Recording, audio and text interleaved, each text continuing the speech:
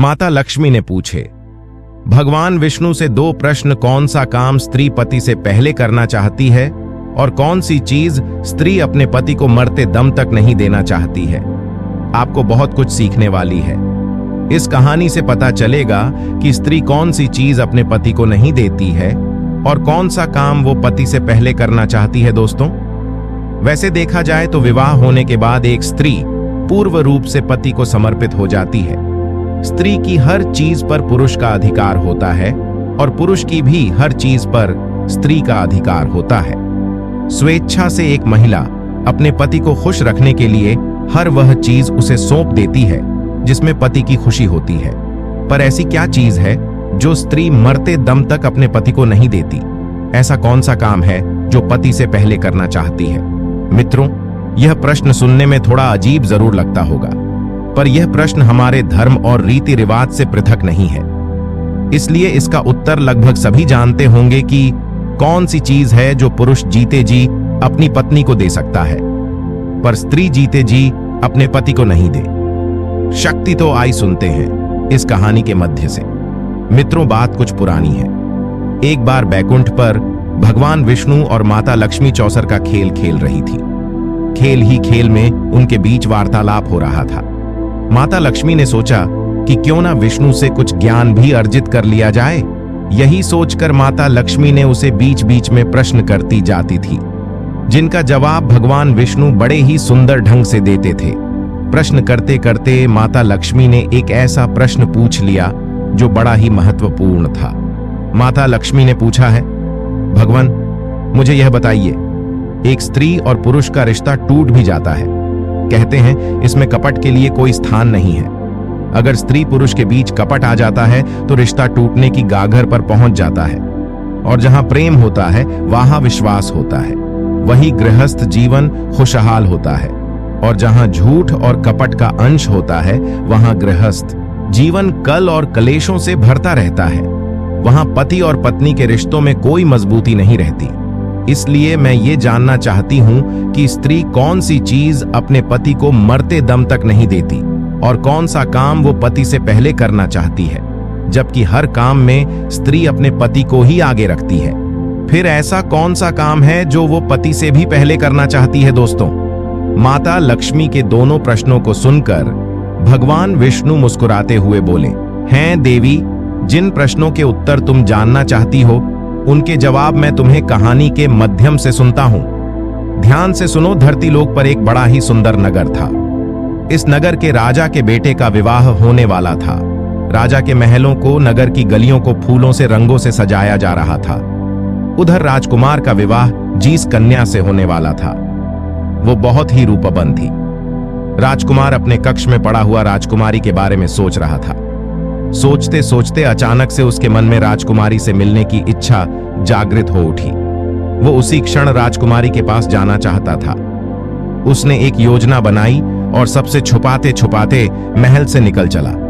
अस्तबल से घोड़ा लिया और घोड़े पर सवार होकर राजकुमारी से मिलने के लिए चल दिया। चलते चलते जब वो एक जंगल के रास्ते से गुजर तो वहां उसे बहुत जोर की प्यास लगी। अब तो राजकुमार पानी की तलाश में इधर उधर भटकने लगा। कहीं कोई जलाशय दिखाई नहीं दे रहा था। यदि कहीं कोई नदी या तालाब मिल भी जाता तो उसमें पानी नजर नहीं आता। इस प्रकार प्यास से व्याकुल होकर राजकुमार एक झोपड़ी के पास पहुंचा। वहीं पास में ही एक कुआं दिखाई पड़ा। कुआं को देखकर उसे कुछ उम्मीद जागी, शायद इस कुएं में पानी हो। राजकुमार ने कुआं में झांक कर देखा तो सचमुच कुएं में पानी भरा था। पानी को देखकर उसकी प्यास और भी तीव्र हो उठी। अब तो उसने बिना डरे कुआं से जल निकाला और पानी पीने लगा। जब उसने पेट भर के जल पी लिया, तभी क्या देखा है कि उसे झोपड़ी से एक बुढ़िया निकाल कर आई और वो बुढ़िया उस राजकुमार को कहने लगी, है मुसाफिर, कहीं तुमने इस कुएं का जल तो नहीं पी लिया? यदि तुमने इस कुएं का जल पिया है तब तो तुमने बहुत बड़ी भूल कर दी है। ये कुआं एक अर्षि के द्वारा शापित है। इस कुएं का जल पीने वाला मनुष्य नरभक्षी बन जाता है। आज से तुम भी हर रोज रात होते ही नरभक्षी बन जाओगे। उसे समय तुम्हारे पास जो मनुष्य आएगा तुम उसको खा लोगे। उस समय तुम यह नहीं सोचोगे कि यह मेरी माता है, यह मेरे पिता हैं, यह मेरे भाई हैं, ये मेरी बहन है। उसे समय तुम्हारे निकट दिखाई देने वाला मनुष्य या पशु सिर्फ तुम्हारा भोजन होगा। दोस्तों, उसे बुढ़िया के मुख से श्राप की बात सुनकर राजकुमार बड़ा दुखी होने लगा। कहने लगा, माता श्री, तब तो मैंने इस कुएं का जल पीकर घर अनस का डाला है। ऐसे तो मैं ना जान कितने मनुष्यों को हर रोज अपना आहार बनाऊंगा, जिसमें मेरे अपने भी शामिल हो सकते हैं। मित्रों, राजकुमार विनती करके बोला है, मैं क्या इस श्राप से मुक्त होने का कोई उपाय नहीं है?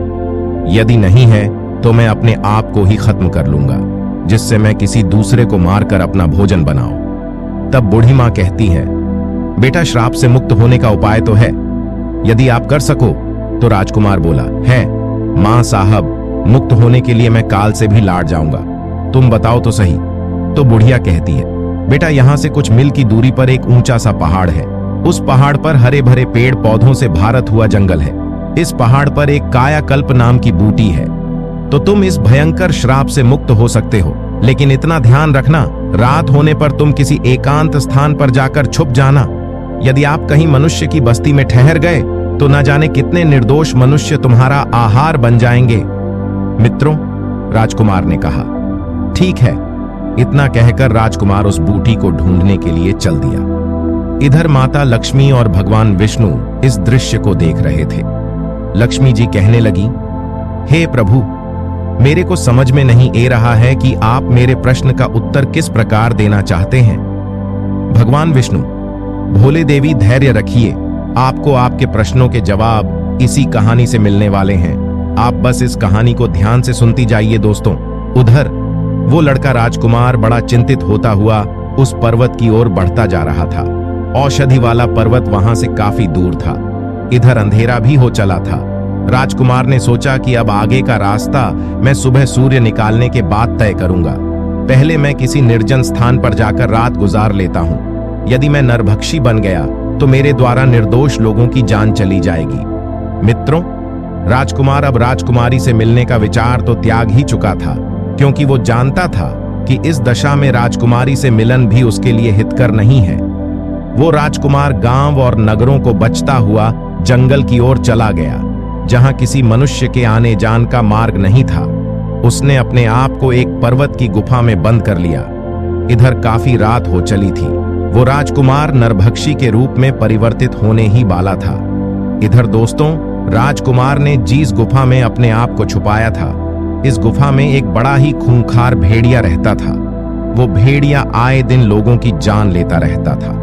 चारों तरफ लोगों के मन में उस भेड़िया को लेकर दहशत बनी हुई थी। इधर क्या हुआ, जब वो राजकुमार गुफा के अंदर पहुंच तो उसे एक खूंखार भेड़िया गुफा के अंदर बैठा मिला। उसे भेड़िए ने राजकुमार को देखा तो मन में बड़ा खुश हुआ कि आज तो घर बैठे ही भोजन चलकर ए गया। भेड़िया गुर्राटा हुआ, उस राजकुमार की ओर झपट्टा है। वो उसे खाने ही वाला था कि इतने में राजकुमार पर उस श्राप का असर होने लगा। पल भर में ही वो मनुष्य से नरभक्षी पिशाच के रूप में बदल गया। भेड़िए ने देखा कि ये तो कोई मुझसे भी खूंखार जानवर है। वो एकदम से डर गया और अपने आप को छुपाने के लिए जगह ढूंढने लगा। नरभक्षी राजकुमार भी भेड़िया को देखकर उसके ऊपर टूट पड़ा और थोड़ी ही देर में वो भेड़िया को मारकर खा जाता है। दोस्तों, इस प्रकार राजकुमार ने नरभक्षी के रूप में उस रात गुफा में बीते और सुबह होते ही वो अपने रूप में आ गया। राजकुमार गुफा से निकालकर आगे की रास्ता तय करने लगा। तभी कुछ गांव के लोगों ने देखा कि ये आदमी उस दिशा से आ रहा है जिधर वो आदमखोर भेड़िया रहता है। लोगों को उसे जीवित देखकर बड़ा आश्चर्य हुआ। सब लोग पूछने लगे, अरे भैया, तुम कौन हो और इधर कहां से आ रहे हो?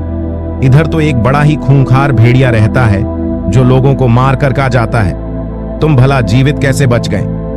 तब राजकुमार ने बताया, अरे भाइयों, मुझे किस बात का डर लगता? जिस भेड़िया की आप बात कर रहे हो वो तो उस गुफा के द्वारा पर मारा पड़ा है। मैंने उसे मार डाला। राजकुमार की बात सुनकर गांव वालों को बड़ा आश्चर्य हुआ। वे सब इस बात की पड़ताल करने के लिए गुफा के पास गई तो देखा सचमुच वो भेड़िया मारा पड़ा था।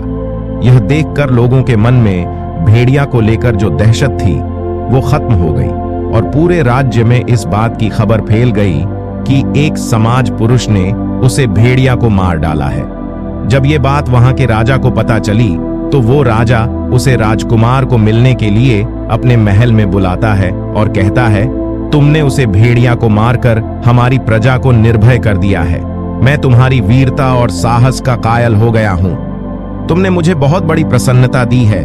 इस खुशी में मैं तुम्हें पल भर में यहां से वहां पहुंच सकता है। दोस्तों, राजा से उड़ान खटोला पाकर राजकुमार भी बड़ा खुश होता है। कहने लगा, ये तो बड़ा अच्छा हुआ। अब मैं इसी उड़न खटोली पर बैठकर उसे पर्वत पर आसानी से पहुंच जाऊंगा। मित्रों, राजकुमार ने वैसा ही किया। वो उस उड़ान खटोली पर सवार हुआ और उसे पर्वत पर जा पहुंच उसने देखा कि वहां कायाकल्प नाम की अनेक बूटियां चमक रही थी, जो बार बार अपना रूप बदल रही थी। बूढ़ी मां ने उसे पहले ही बता दिया था कि जो बूटी अपना रंग रूप बदलती दिखाई दे, इसका रस निकालकर पी लेना। राजकुमार ने बिना समय गवाई केवल बूटी का रस निकालकर पी लिया, क्योंकि इधर शाम होने वाली थी। राजकुमार अब निरोग हो चुका था। राजकुमार ने क्या किया? वो उस उड़न खटोली पर बैठकर अपनी राजकुमारी की नगर को चला आया। वहां पहुंचकर वो अपनी राजकुमारी से मिलता है। राजकुमारी भी राजकुमार से मिलकर बड़ा प्रश्न होती है। इधर राजकुमार ने अपने नगर में खबर भिजवा दी कि आप बारात लेकर आई। मैं अपनी ससुराल पहुंच चुका हूं। इधर राजकुमार की बारात आई है और अगले दिन उसका राजकुमारी के साथ बड़ी धूमधाम के साथ विवाह हो जाता है और वो भी अपने नगर को लौट आते हैं। मित्रों, दोनों बड़े आनंद के साथ रहने लगे। कुछ दिन बाद राजकुमार के घर में पुत्र का जन्म होता है। पुत्र की खुशी में राज परिवार में जश्न मनाया गया। फिर क्या हुआ? एक दिन उसे राजकुमार के राज्य पर शत्रु देश ने चढ़ाई कर दी। राजकुमार अपने दुश्मनों से लड़ने के लिए युद्ध में जाता है। उड़न खटोला की सहायता से उसने दुश्मन देश को तो हरा दिया, पर युद्ध में तीर लग जान से उसकी भी जान चली गई। जब राजकुमार की मृत्यु हो जाती है तो सब लोग उसे अर्थी पर रखकर ले जान लगे। उसकी पत्नी वहीं खड़ी होकर रोने लगती है। राजकुमार के सभी पारिवारिक उसे कंधा दे रही थी और उसे शमशान की ओर ले जा रही थी। भगवान विष्णु ने बताया, देवी, यही वो चीज है जो स्त्री अपने पति को नहीं दे। शक्ति और पति तो स्त्री को दे सकता है। हमारे धर्म की यही परंपरा है। पति के मरने के बाद स्त्री उसे एक कंधा नहीं दे सकती और ना उसे शमशान में साथ ले जा सकता है। तुम्हारा दूसरा प्रश्न था कि स्त्री कौन सा काम पति से पहले करना चाहती है, तो इसका उत्तर है कि सुहागिन। स्त्री ये कामना करती है कि उसकी मृत्यु उसके पति से पहले हो जाए, जिससे उसका पति उसे कंधा दे सके। और वैसे भी पति के मरने के बाद स्त्री का जीवन सुन्न हो जाता है। पति के बिना उसका जीवन जीवन नहीं रहता। कहते हैं, पति के बिना स्त्री की कोई गति नहीं है। एक पुरुष के बिना स्त्री का जीवन बड़ा ही काष्ठकारी होती है, जिन्हें पति से पहले मृत्यु प्राप्त हो जाती है और पति के हाथों अंतिम संस्कार होने का सौभाग्य प्राप्त होता है। मित्रों, ये कहानी आपको कैसी लगी? आप हमें कमेंट में जरूर बताना। मिलते हैं अगली कहानी में एक नई वीडियो के साथ। आप सभी का बहुत बहुत धन्यवाद। जय श्री कृष्णा।